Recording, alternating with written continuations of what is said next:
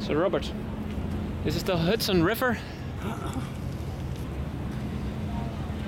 just beneath the financial center.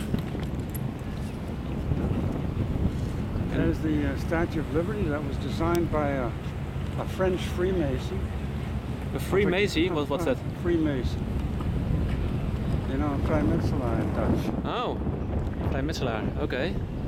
And he came from a city in the Elsass called Colmar. There's a museum dedicated to this man's work, you know.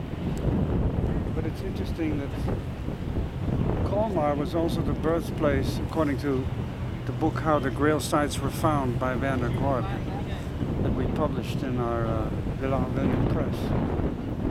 The birthplace of Parsifal, 826. Parsifal was the first real, you might say, practitioner of the philosophy of spiritual activity or freedom.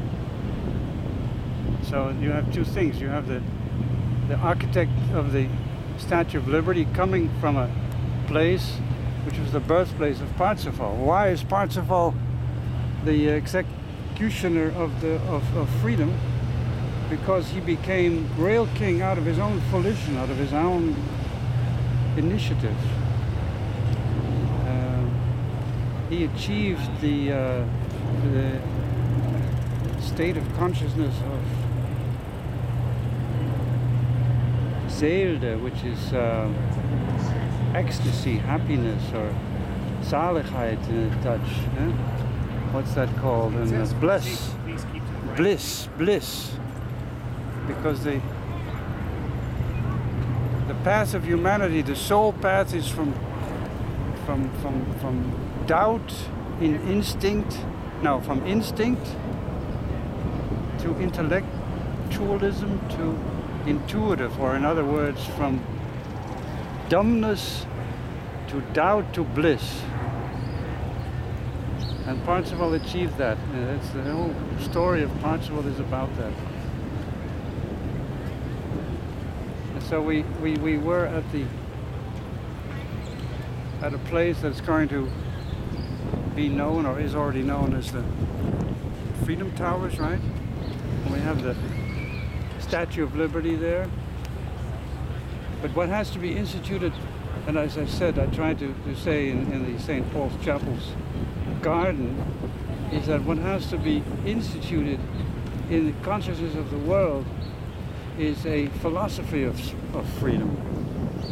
Not a freedom that is a right, but a freedom that you achieve, like Parsifal, that you can only give to yourself. Which is really practicized. Yeah. And for that you need to develop your thinking. You need to develop a thinking that is independent of your brain. So all these mind controls, all these theories about brain, the left and right center brain, it goes beyond that. It's a very, very controversial idea that there is a thinking independent of the brain, you know, a pure thinking, a consciousness independent of the brain. But that's a whole story. That's the story of the book Philosophy of Freedom, divided into a two parts, the science of freedom and the reality of freedom. Yeah. Okay, I think I should read the book. Well, it's a book that you should reread and reread. It's written almost 100 years ago, actually, for philosophers. And it's written by Steiner, Rudolf Steiner. Yeah, Philosophy of Freedom. Okay. Yeah. And that book should be, the Statue of Liberty should be holding that book in her hand, right? Here. Okay. It's I'll do my best, okay? The flame of liberty, right? Yeah, right. Thank you for this nice conversation on the philosophy of freedom.